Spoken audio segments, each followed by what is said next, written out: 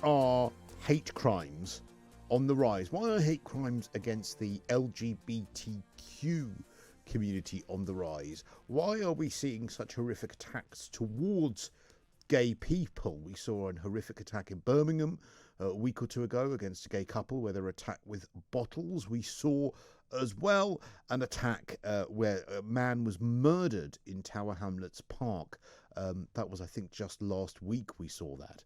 An arrest was made about that yesterday, though we know no details of the arrest. Sorry, the arrest was made Friday, though we don't know any details of that arrest. Absolutely awful to see this happening. Yet also what we're seeing happening are these rainbow police cars, which I'm not sure are the solution to all of this, especially when they seemingly are focusing on online hate crime, which to me doesn't seem to be a huge priority. While Sam Dowler is a journalist, also an LGBTQ activist, joins me live on the line. Afternoon to you, Sam. Good afternoon, Cristo. So why are hate crimes against the LGBTQ community on the rise, do you think? Well, this is the thing. Obviously, nobody has the answer to that. I mean, we can pontificate about it till the cows come home. I mean, one thing that I have written about, a suggestion is maybe it's to do with improved visibility, as visibility of trans people and gay people are on the rise on TV and wherever, like in the comments, etc.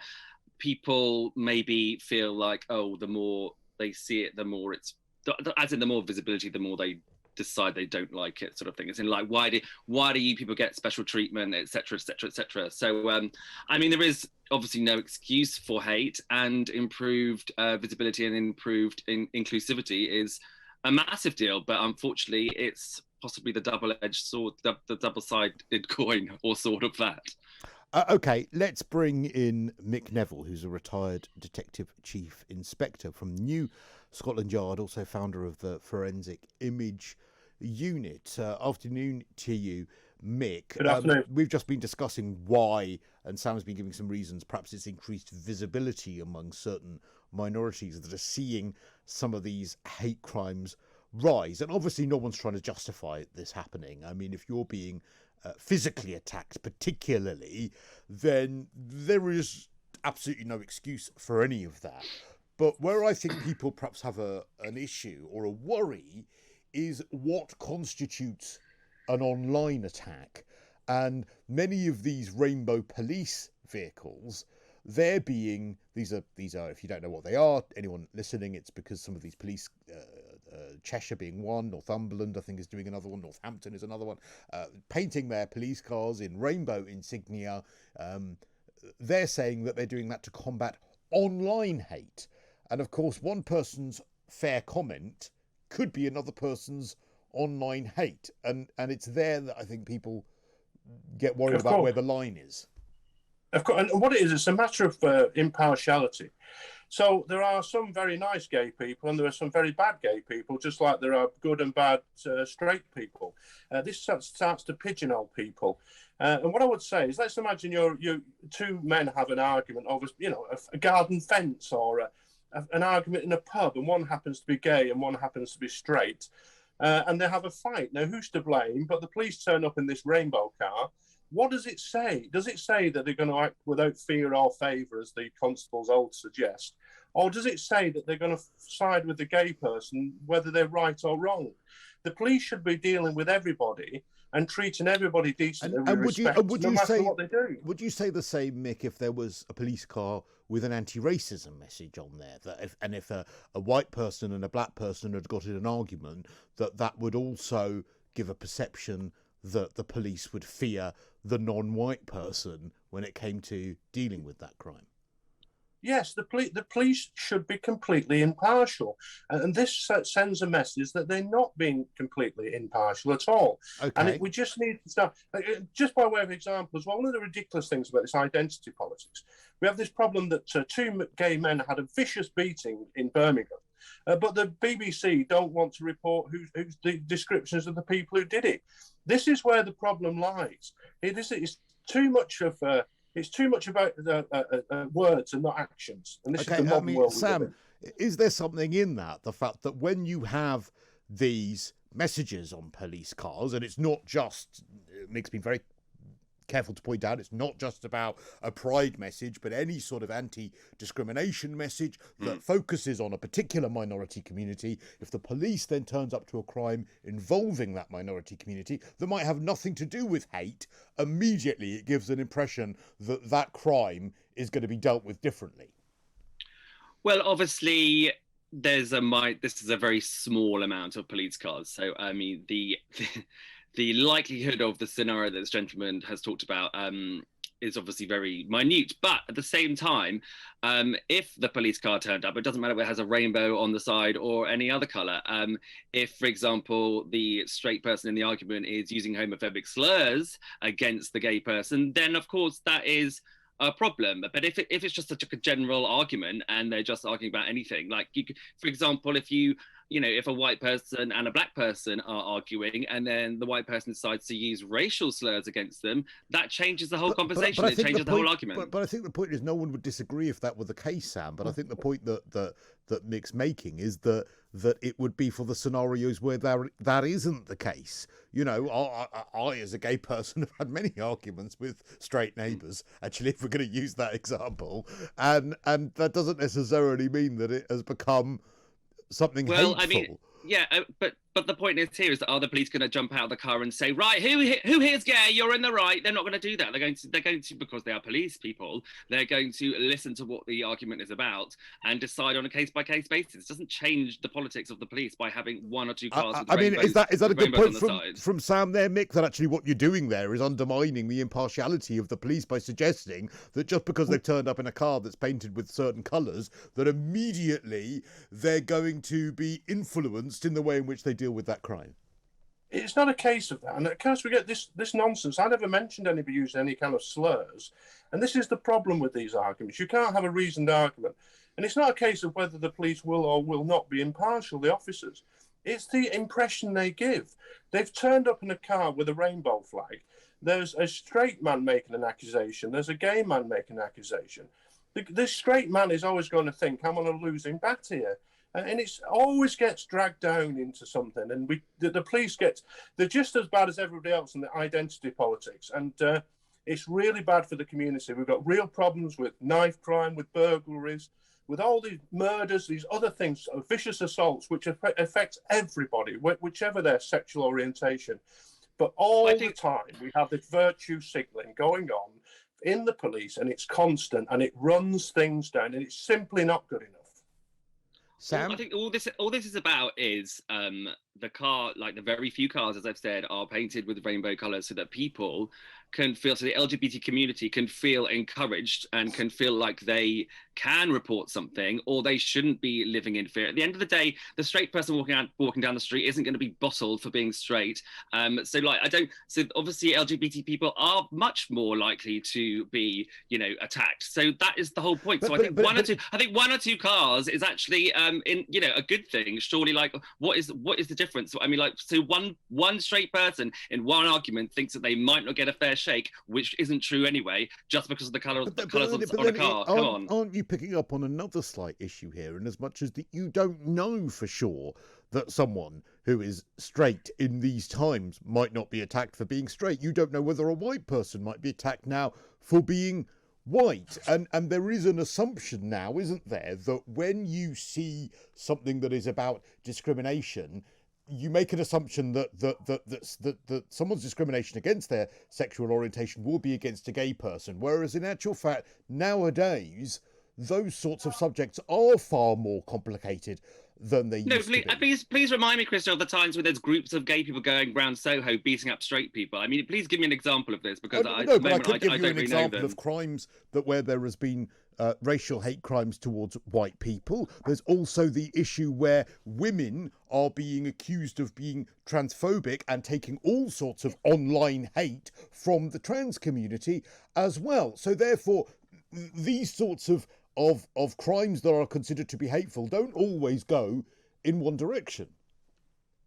Well, I don't think that's certainly women getting online hatred from trans people, which they don't get the online hatred from the trans people. This is a different conversation altogether. We're talking about police cars with rainbow signs on the side, which are there to encourage people to report crimes against them, especially online. And you talked about online, like there is a difference between having an opinion about something online and saying, oh, all gay people should die, etc., etc., etc. So that is completely that's different. the issue, you as well as anybody know, Cristo, that there's a difference between somebody saying something, oh, you're gay, mate, or are you gay? Do you know what I mean? There's a complete difference, and you know the difference yourself. No, I do know the difference, but there have been women who have been harassed off Twitter who fear for their safety from extreme members of the trans community. Now, if we take Mick's example there of a police car turning up with the rainbow colours on there, that woman might feel that her reporting of that would be considered to be undermined by that. Now, I'm not saying whether that's right or wrong, but I think it's a fair question to ask you. Don't you think that the benefit of having this visibility on just a car would outweigh the very tiny situation where a woman is having a heated argument with a trans person in the street and then the car turns up? I mean, this is ridiculous. This is obviously never going to happen. So the benefit of having a car like that gives people, even just where they see it go past, think, okay, I feel a little bit more safe, then surely that is the whole point of it. Well, I go back to the insist that the police must be seen to being absolutely impartial. And this paints a picture that they're not impartial at all. And there's also another major problem with identity politics, is that we don't deal with the situation. So your banner asked, why are hate crimes against gay people going up? If we look at the incident in Birmingham, there is a real problem there. It's like the incident in Reading where 3 gay men were stabbed to death. The media and the police are then loath to say who has done it, because who has done it doesn't fit the narrative. Because in the world of identity politics, the people who've committed these crimes also are called victims because they are Pakistani Muslim men. And so this is a real issue that what we're dealing with here, we're always dealing with, as I keep saying, words, not actions. If we want to deal with these issues, we've got to confront the truth. But no one wants to confront the truth because it's really awful and no one wants to deal with it. And so the police have got to start dealing with crime and stop painting police cars and just get on with things and help people, whether they're gay, straight, black, white, or whatever else they are. Sam, is that not a fair and reasonable point, in as much as, painting police cars is all lovely, and I sort of see the logic of it perhaps making people more comfortable to come forward if they've been a victim of a certain type of crime. But there is a problem, in as much as when we saw the attack in Birmingham last week against the married couple, they described the attackers as having been Asian in appearance. Now, an arrest has been made. We don't know if the arrest of that person is a Pakistani Muslim. That is something we don't know. It's best not to speculate on that point at that time. But a fact that we know is that they were of Asian appearance, as Mick just pointed out as well, when it came to the Reading attacks, that there was a great reluctance to describe those people as Pakistani Muslim by the media. The BBC, you would have had to have looked to the last line of the story to have seen the description of those people. And isn't that what we really need to challenge if we want to bring down the number of hate crimes? If there is a particular community, not all, but a minority in that community, that seem to think that these sorts of crimes are okay. I mean, of course, I agree with Nick on this point as well. I mean, at the end of the day, obviously, painting a car isn't really going to make much difference on that front. And of course, there, are problems within, various different religions where this, where they are taught by parents or whatever, by their culture, to hate gay people, and therefore that's why these problems occur, and that's why there's a rise in these crimes. But obviously they're not all done by that minority. So at the end of the day, the whole painting thing is that it's there to give a bit of support. But of course, and I completely agree here that you have to address the problems at the root. And of course, the media should represent the perpetrators of these crimes for who they are, etc. Why do you think there's a reluctance to? Well, I mean, I know you say there's reluctance, but obviously the fact that it is reported that they are from particular backgrounds. So of course they're not going, oh well, they're from this background, so that's why, etc. So because that that because then therefore you're painting everybody from that background with the same brush. So obviously you can't do that. So it's just, but it is obviously it's delicate ground, and there's a lot of work we need to do. Mick, what do you say to that? I don't know why it's delicate. It's the facts, isn't it? Why are we in a world today where we have to continually hide from the truth? Why can't we say these things? We had the ridiculous nonsense in Birmingham where a man was running around stabbing people and the police wouldn't describe him for 12 hours. And so what happens is people just assume what it is anyway because they're not daft. The ridiculous thing is we have all these people who are gay, straight, or whatever being attacked. The police's job is to prevent and detect crime. It shouldn't be to engage in identity politics. And too often, senior officers have been promoted because they're more concerned with diversity than they are with catching criminals. Now, I know people on here, whether they're gay or straight, would be far better if the police came round and visited them and sorted out their burglary rather than taking a telephone investigation or whatever they call it these days. Instead, they're painting rainbow cars and dancing in the street. Let's get back to fundamental policing of catching criminals and helping people, whoever they are. Sam, final quick word from you. Well, I don't really think it's the police that are painting their cars. So really, they really wouldn't have much to do with it at all, and it wouldn't take up much of their time. And when you say dancing in the street, that would, I'm assuming, you mean Pride once a year, which again doesn't detract from them catching criminals. So I think I do agree with what you say about identity politics, but I think the pendulum has to swing the other way in order to settle in the middle where there can be a happy medium between both factions, really. All right, good to talk to you both. Thank you, Mick Neville, retired Detective Chief Inspector from New Scotland Yard, Sam Dowler, journalist and LGBTQ activist. Let's get some of your reaction to this straight away. Ian in Colchester. Afternoon to you, sir. Hello, Cristo. Nice to speak to you. Thanks for letting me come on. And you. Yeah, I'm an ex-police officer. Yeah. I have 15 years as a police constable. I would just say that I think it's platitudes. And what the police is very good at is low-hanging fruit. What I mean by that, easy things to deal with, right? Online crime, yeah, you can get a few people reported for stuff like that quite easily. But the stuff that you have been mentioning, the serious assaults and that against gay people, they need to be tackled. And I personally believe it is that, and it's to do with the senior high command of the police, which, to be honest, that was one of the reasons I left. It's so poor. I know you've had some chief inspectors on. They're just at the margins of being any good, but certainly the ones higher than that, they're absolutely hopeless. And they just go for the easy, solvable stuff. Do you think there's a wider... Because I see this, I think you're raising a really good point, but I see this way more than just in the police. I see this in society, in general, from our politicians as well.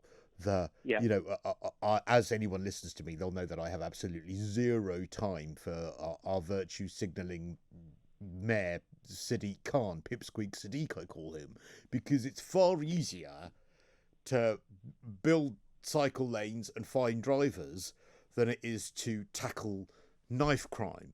And the point you're making is that that's also endemic in the police. That sort of, look, we'll paint things and we'll say, look, we're really open, when in actual fact, when it comes to more police on the streets, when it comes to solving people actually getting physically hurt as gay people, then that's so much more difficult that it's easier just to go and paint the police car. Totally agree with you. And we lost our way in the police, like so many other services, at least a decade ago. I know you've had a contributor on earlier about the rainbow police cars, but the trouble is it's taken over by, vested interests, people that, run certain charities, etc., who, espouse the virtues of all this stuff. It doesn't work. The general, charge payer that pays for the services isn't happy with the services. I mean, the police don't do a very good job now. And I'm sorry to say that. And that's the reason why I left the police at 50. All right, Ian, thank you. Good to talk to you. That's what Ian has to say. Some great tweets and texts coming in on this afternoon as well. I forgot to say as well that the chat is up and running as well here on YouTube, because we are, of course, live on your televisions. We'll get to more of that in just a moment, right here on Talk Radio.